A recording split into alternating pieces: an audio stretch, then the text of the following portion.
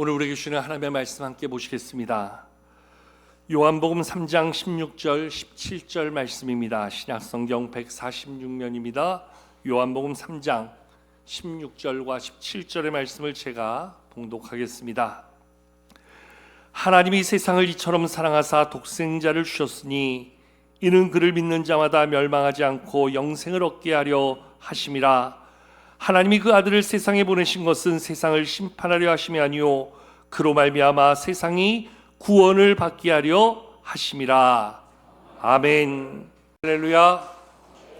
대림들 주일 통해서 하나님이 주시는 은혜와 평강이 함께하기를 축복합니다. 얼마 전에 기독교 한 설문조사 기관에서 성인 남녀 1000명을 대상으로, 성도들을 대상으로 설문조사한 결과를 발표했는데 사실 상당히 적지 않은 교회의 충격과 목회자들의 고민을 만들게 되었습니다. 이러한 설문조사였습니다. 현재 교회를 다니는 성도들 1000명에게 이렇게 묻습니다. 당신은 교회를 다니는 이유가 뭡니까? 당신은 구원의 확신이 있습니까? 이러한 질문에 51%, 약 510명이 나는 구원의 확신이 있습니다. 그리고 나머지 약 490명이 글쎄요 라는 반응을 보이게 되었습니다. 나머지 490명에 가까운 사람들에게 그러면 당신이 교회를 다니는 이유가 뭡니까? 라는 질문을 재차 드렸을 때에 그들이 하는 답은 첫 번째, 많은 사람들이 마음의 평안을 얻기 위하여, 두 번째는 늘 매주 만나는 반가운 얼굴들 교제하기 위하여, 세 번째는 오늘도 내 삶에 필요한 것들을 채우고 응답을 얻기 위하여 라는 그러한 답을 주었다고 합니다. 여러분, 우리가 신앙생활하면서 마음의 평안을 얻는다는 것 너무나 복된 일이지요. 늘 신앙 안에서 만나는 정말로 귀한 지체들 함께 만나고 함께 교제하는 것 너무나 중요한 일이지요. 특별히 어려움 많고 문제 많은 세상에서 늘 나의 문제를 해결받고 나의 필요를 기도 가운데 응답받는 것 너무너무나 귀한 일이지요. 그러나 그 모든 것들이 귀하고 중요하지만 가장 근본적인 문제, 가장 근본적인 이유는 바로 우리의 힘으로 해결할 수 없는 우리 구원의 문제를 해결받는 구원의 역사, 우리 가운데 주시는 구원의 은혜를 덧입기 위함이라는 거지요. 교회를 왜 다니는가? 왜 교회를 다녀야 되는가? 지금도 내가 교회를 다녀야 하는 목적은 바로 구원의 문제를 해결받기 위해서라는 거지요. 제가 한번 여러분들에게 묻고 싶습니다. 여러분들은 교회를 왜 다니시는지요? 죄송한 얘기지만 우리 교회도 앞서 설문의 결과 정말 그 정도의 문제가 우리에게도 있지 않을까? 우리 교회는 예외다. 우리 교회는 다 분명한 구원의 확신 속에 있다. 이렇게 자신 있게 이야기할 수 있을까요? 오늘도 내가 교회를 가고, 오늘도 내가 예배를 드리고, 오늘도 내가 성도로 살아가는 삶의 자리에서 내가 하나님께 내어놓는 나의 가장 근본적인 삶의 모습, 믿음의 고백이 있다면 예수 그리스도, 그분을 통하여 내가 구원의 소망을 덧입었다. 이것이 내가 오늘도 교회를 나가는 이유, 내가 오늘도 예배를 드리는 이유, 내가 오늘도 믿음 안에 살아가는 이유인가? 다시 한번 우리 자신을 돌아보고 점검해 볼 필요가 있다는 거지요. 오늘 대림절 둘째 주일인데요, 우리가 이 대림의 절기를 보내면서 가장 근본적으로 묻고 답해야 될 질문이 있다면 예수님 왜 이 땅에 오셔야만 했을까요? 여러분, 예수님 이 땅에 왜 오셨을까요? 이 세상을 보기 위해서 오셨을까요? 아니, 이 세상이 궁금해서 왔을까요? 우리가 어떻게 사는지 헤아려 보시기 위해서 오신 것일까요? 우리 예수님 하늘 영광 보좌 버리시고 친히 이 땅에 오셔서 그 모진 순환과 고초를 겪으시면서까지 십자가에 달리셨던 이유가 있다면 오직 하나, 죄인된 우리를 구원하시기 위함이었다. 예수님이 겟세마네 동산에서 이렇게 기도하시지요. 아버지, 할 만하시다면 이 잔을 내게서 옮겨주십시오. 그 십자가의 끔찍한 죽음을 예수님도 받아들이는 게 쉽지 않았다는 거지. 그래서 할 수만 있다면 이 잔을 내게서 옮겨주십시오. 3번이나 간절히 기도했던 모습을 말씀은 기록해 주고 있지요. 우리를 구원하기 위하여 십자가에서 자신을 내어주신다는 것, 결코 쉬운 일이 아니었다는 거지요. 그럼에도 불구하고 그것이 아니라면 우리를 구원할 방법이 없어서 나의 원대로 하지 마시고 아버지의 뜻대로 되기를 원합니다. 기도하며 하나님의 뜻을 붙잡고 십자가에서 그 생명 내어주시기까지 그분이 보여주셨던 그 구원의 놀라운 은혜와 사랑은 그 길만이 우리의 구원의 방법이요 이유가 됨을 보여주기 때문이었다는 겁니다. 여러분, 성경은 이야기합니다.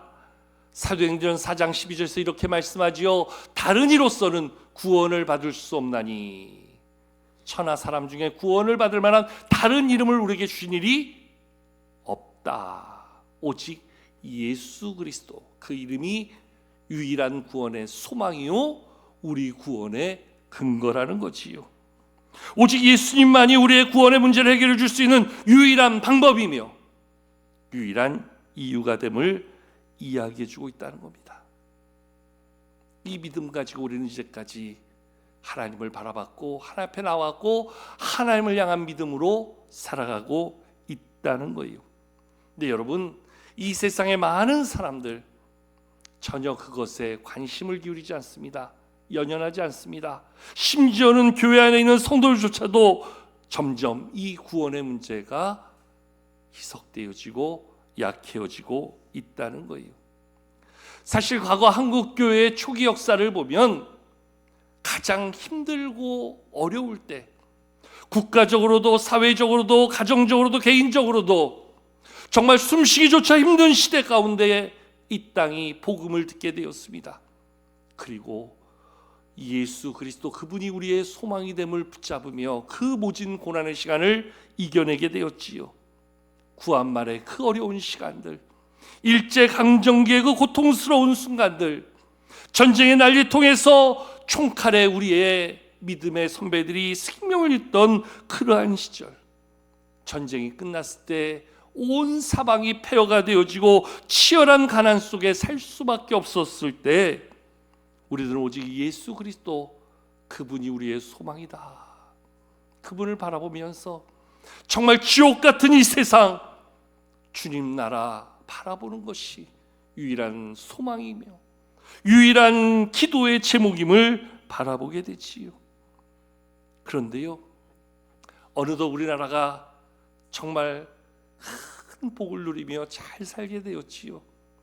지금은요, 우리나라를 걸어서 이제는 세계 10대 경제 대국이라고 이야기합니다.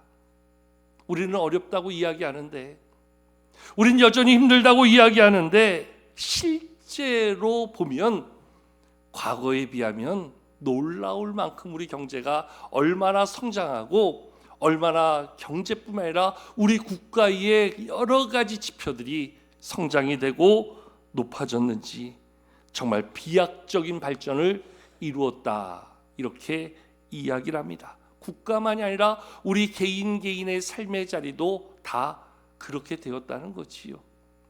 올 한해 우리는 삶의 자리를 이야기하면 참 많이 어렵다, 힘들다 이야기하지만 과거에 비하면 비교의 지수가 달라지는 거예요. 옛날엔 정말 먹을 게 없어서 굶었다 이야기하는데 지금은 내가 원하는 것만큼 못 먹고 남들만큼 못 먹기 때문에 나는 여전히 힘들다, 이렇게 우리의 모든 문제를 상대화시켜서 이야기한다는 거예요. 과거와 대비해 보면 얼마나 많이 우리의 삶이 발전하고 변화되어졌는가. 그것만 놓고 보면 엄청난 축복이지요. 그런데요, 문제는 과거에 정말 그렇게 어려울 때에, 힘들 때에 정말 이 땅에 소망을 둘 수 없을 때 그때 우리의 마음은 오직 하나님께 있었다는 거예요. 하나님께 우리의 마음을 두고 하나님 바라보면서 그저 하나님 없으면 안 됩니다. 천국에 소망 없으면 지금 나는 이 삶을 지탱할 힘이 없습니다.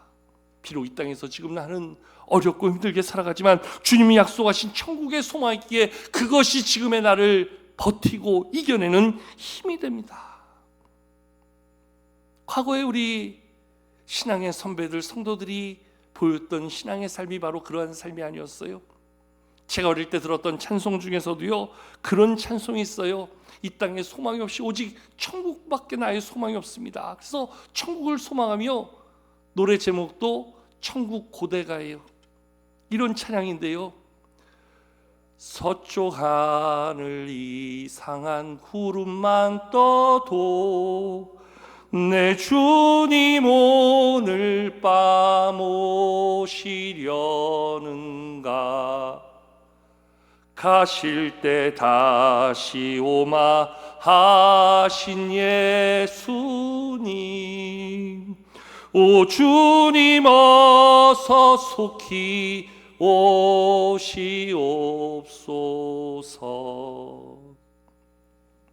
어릴 때 교회에서 부흥회를 하거나 기도원에 가면 참 많이 불렀던 들었던 찬송인 것 같아요. 무엇을 담고 있습니까? 이 땅에 소망 없으니 주님 빨리 와달라는 거예요. 서쪽 하늘 이상한 구름만 떠도 주님 오실 것 같아요. 주님 와주세요. 나 빨리 천국 가게 해주세요. 오직 마음에 그 천국에 대한 소망, 구원의 확신이 그 믿음을 지탱하는 유일한 힘이 됐다는 거예요. 근데 요즘 어떻습니까? 많은 분들이 그렇게 이야기하기도 하더라고요. 살만하니까요, 예수님 좀 천천히 오셔도 좋을 것 같아요. 아직 누릴 게 너무 많고요, 하고 싶은 게 너무 많고요, 내가 가진 거 다 쓰기에는 너무 시간이 필요하니까 주님 천천히 오세요. 급할 거 없어요. 나 죽을 때까지 안 오셔도 괜찮으니까 그냥 내가 알아서 갈 테니까 천천히 오세요. 괜히 급하게 마음 먹지 마세요. 여러분, 실제로 그러한 마음, 그러한 삶을 사는 분들이 종종 있는 것을 보게 되지 않습니까? 지금 충분히 먹고 살만하고 충분히 내가 가질 것 가지고 누리는데, 그래도 이만큼 살아가는데 지금 주님 오시면 이거 다 놓고 가야 되는데 너무 서운하잖아요. 그냥 내가 알아서 갈 테니까 천천히 오셔도 돼요. 심지어는요, 천국에 가는 것조차 관심이 없어요. 왜? 지금 내가 살아가는 이 자리가 천국처럼 느껴지는 사람들이 있다는 거예요. 천국, 그건 나중 문제야. 생각도 안 해도 돼. 지금 내가 여기가 천국인데 내가 원하는 거 다 할 수 있고, 내가 가고 싶은 데 다 갈 수 있고, 내가 먹고 싶은 거 다 먹을 수 있고, 지금 내 자리가 천국이다. 지금 우리 집이 천국이다. 지금 나에게 주신 삶의 자리가 천국이다. 그러다 보니까 정말 천국에 대한 소망도, 천국에 대한 믿음도, 천국에 대한 약속도 우리 가운데 점점 희미해져 간다는 거예요. 천국 모른 채 살아가는 성도들, 천국에 마음을 두지 않고 신앙생활하는 성도들이 점점 늘어나고 있다는 거예요.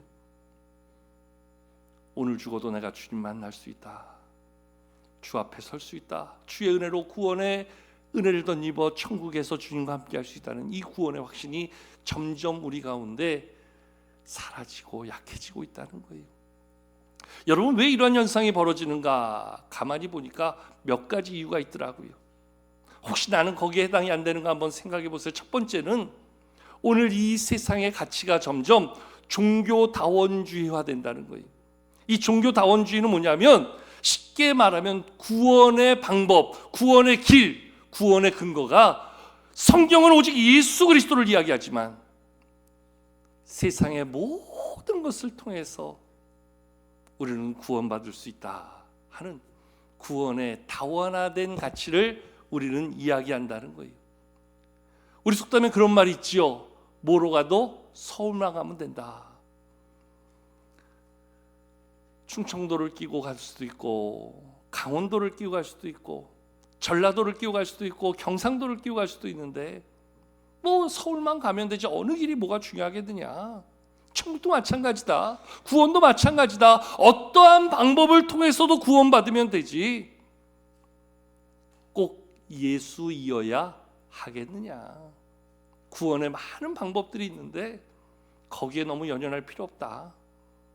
우리에게 주어진 구원의 많은 길은 널려 있으니까 그 가운데 하나 제대로 걸어가서 마지막 천국 앞에 서면 되는 것 아니냐.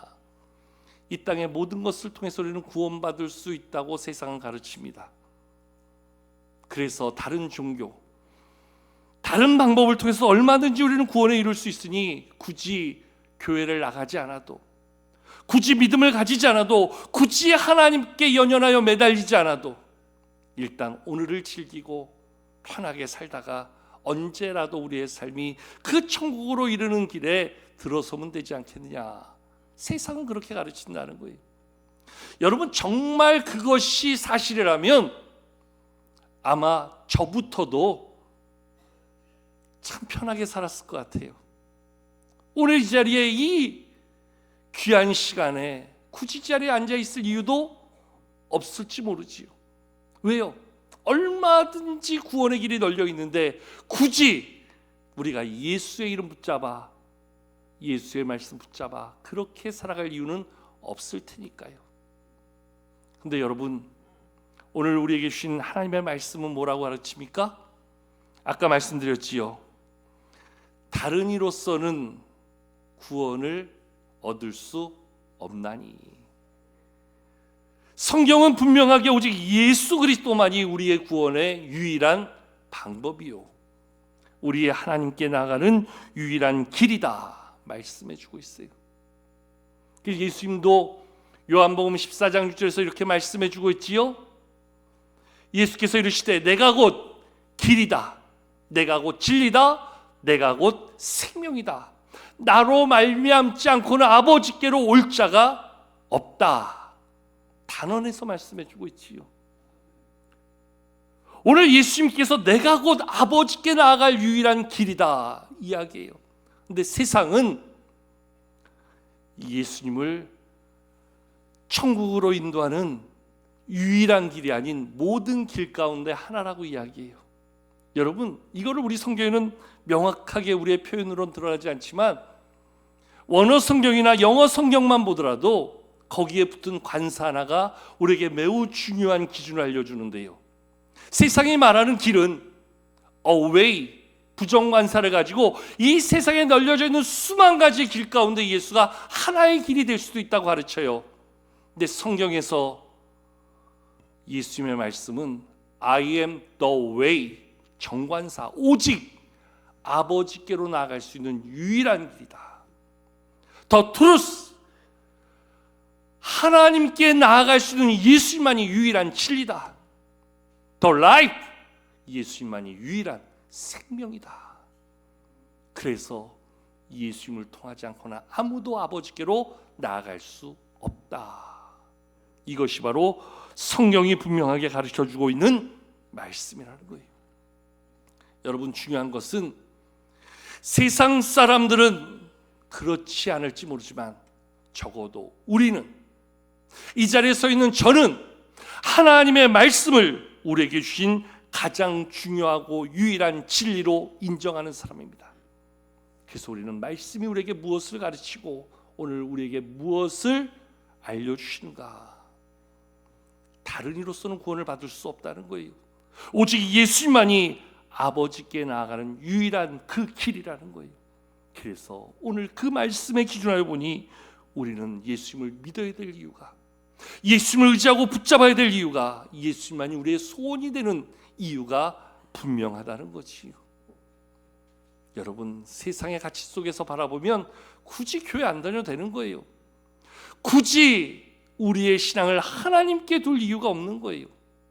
그 많은 길 가운데 하나 잡으면 되는데 성경은 이야기합니다.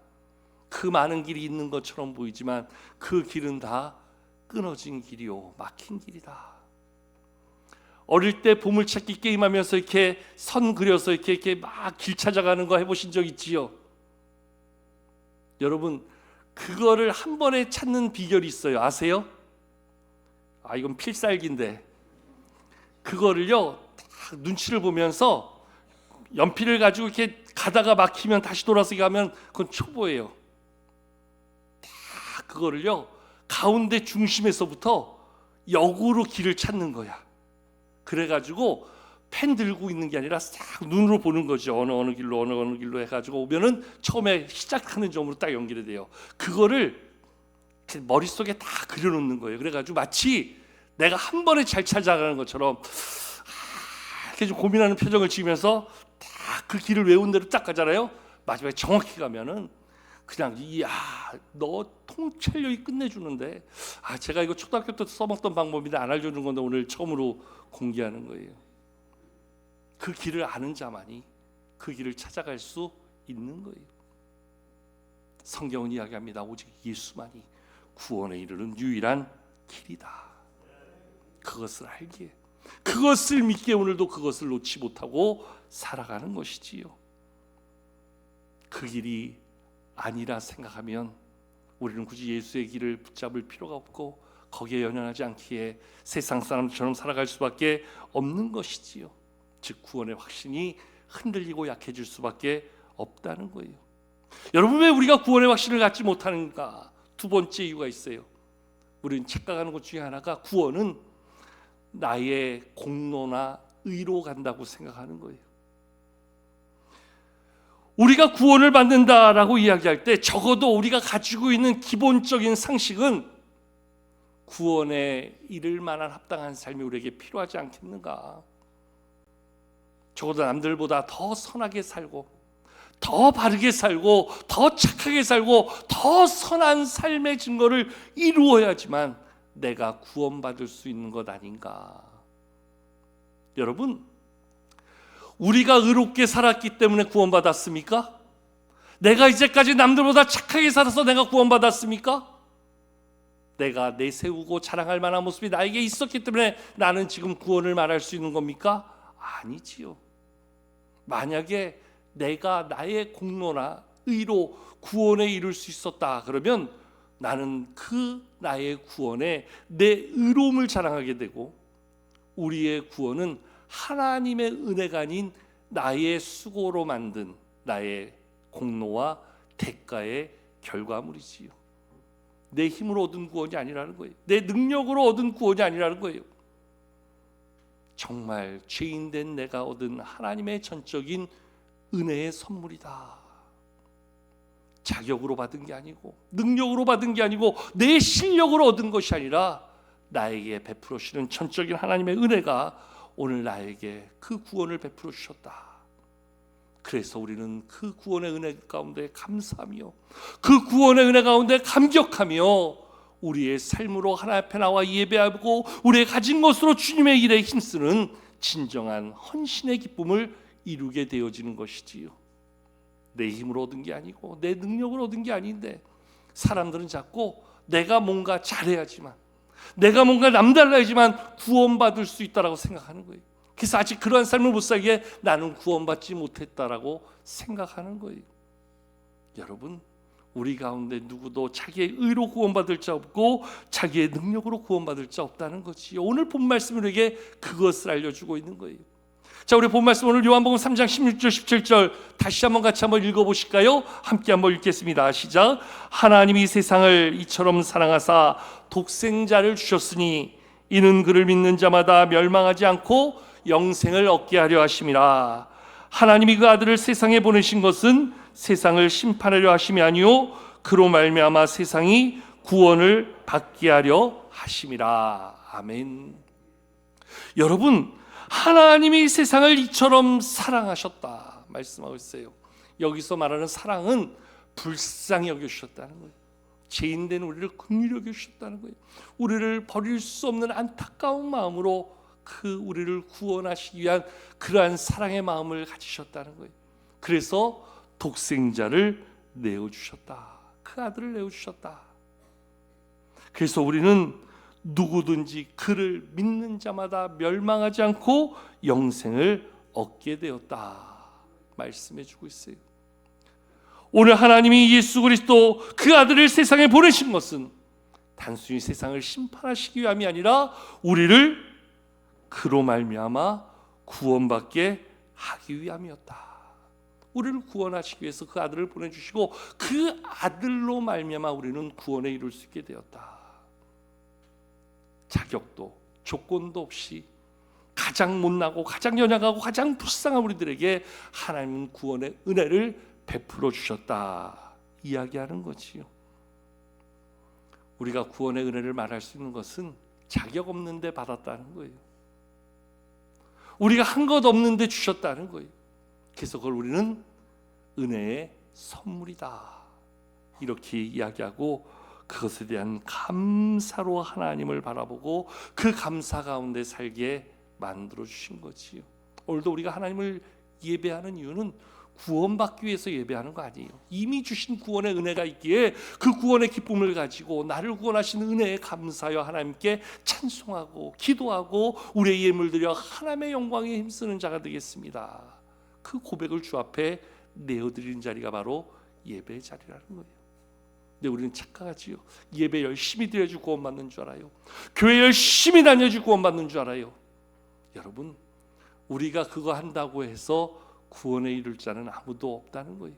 하나님이 우리를 구원해 주셨기에 그 구원의 은혜에 반응하는 자로 살아가는 것, 거기에 예배의 삶이 있고 거기에 헌신의 삶이 있고 거기에 믿음의 모습이 우리의 삶의 증거가 되어진다는 거지요. 여러분, 세 번째로 우리가 구원의 확신이 흔들리고 약해지는 이유가 있다면 오늘 나의 모습이 구원에 합당한 삶을 살지 못하는 나를 보면서 사단이 나를 공격하는 거예요. 야, 네가 지난 한 주간 그렇게 살아놓고서 너 구원받은 자라 말할 수 있어? 너 그렇게 거짓말 많이 하고 나쁜 짓 많이 하고 남 속이고 남에게 피해를 피고 너밖에 모르고 너의 유익을 위해서 그렇게 사회적으로 비난받을 만한 그러한 삶을 사는 네가 감히 하나님의 구원받은 자라 말할 수 있어? 사단은 우리를 정죄한다는 거예요. 여러분, 앞서도 말씀드렸지만 우리가 어떻게 살았기 때문에 하나님이 구원해 주신 건 아니에요. 이미 우리는 그렇게 살아온 사람이에요. 그럼에도 하나님께서 은혜 가운데 우리를 구원해 주셨다는 거예요. 그러니까 이제 우리는 막 살아도 되는 거예요. 아무렇게나 살아도 되는 거예요. 진짜 그래요? 아니지요. 여러분, 혹시 여기서 그런 분 계시면 한번 저한테 답해 줘 보세요. 아, 이놈의 자식이 얼마나 속을 새기는지요. 아주 어릴 때부터 부모라 그러면 아주 대꾸도 안 하고 세상적으로 이렇게 패역한 놈이 있을까? 그래서 호적에서 파버렸네요. 그런 분 계세요? 자녀가 자녀답지 않아도 그 자녀를 보며 부모는 눈물 짓지만 그 자녀를 내치는 부모는 아마 없을 거예요. 부모의 마음은 끊어지고 부모의 간장은 녹으며 그 자녀를 바라보면서 저것이 정말 사람답게 살 수 있다면 얼마나 좋을까. 이미 나의 자녀로 태어난 그 자녀를 바라보면서 모든 부모는 끌탕을 하며 그를 바라보고 소망하는 거지요. 너가 사람다워졌으면 좋겠다. 네가 좀 인간답게 살았으면 좋겠다. 너도 좀 사람답게 대접받는 그러한 모습으로 바뀌었으면 좋겠다. 설령 그렇지 못하다 그래서 그런 자식을 내치는 부모는 아무도 없지요. 조건 없이 우리를 구원해 주신 하나님의 구원의 은혜가 설령 우리가 깨닫지 못하고 그렇게 산다 하여도 하나님은 우리를 무효, 취소, 없던 걸로 하자 이렇게 하시는 하나님 아니라는 거예요. 정말 나 같은 죄인을 구원해 주신 구원의 은혜가 얼마나 큰지 그걸 깨닫게 될 때 우리는 거기에 합당한 삶을 살고자 몸부림치고 정말로 하나님의 영광, 하나님의 기쁨, 하나님의 선한 일을 위하여서 나를 드리고 나의 모든 시간과 물질로 그분의 뜻을 구하며 살아가는 삶의 모습이 만들어지게 되는 것이지요. 여러분, 그런 면에서 구원의 확신을 가진다는 것, 우리의 신앙의 근본적인 가치와 방향을 가장 새롭게 세워나가는 출발점이 된다는 거예요.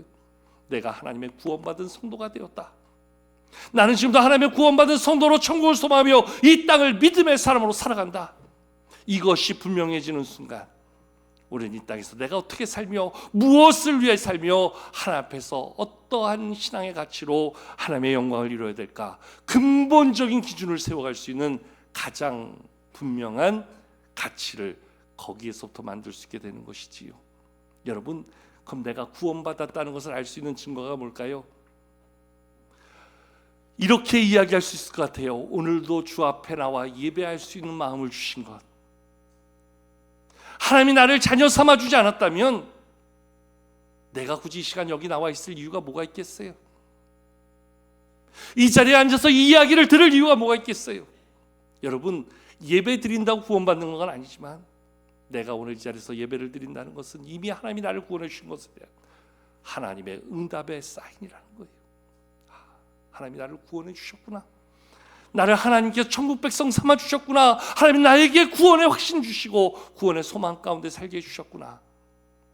그러니 이제는 정말 더 분명한 구원의 확신을 가지기 위해서 믿는 것이 아니라 이제는 구원받은 자답게 한번 나도 살아보자, 이제 나도 믿음 있는 자답게 살아보자, 이제 나도 하나님의 자녀다운 삶으로 주 앞에 영광 돌리자, 좀 더 주님께 나아가고 좀 더 주님을 바라보고 좀 더 주님을 열망하는 믿음으로 한번 살아보자.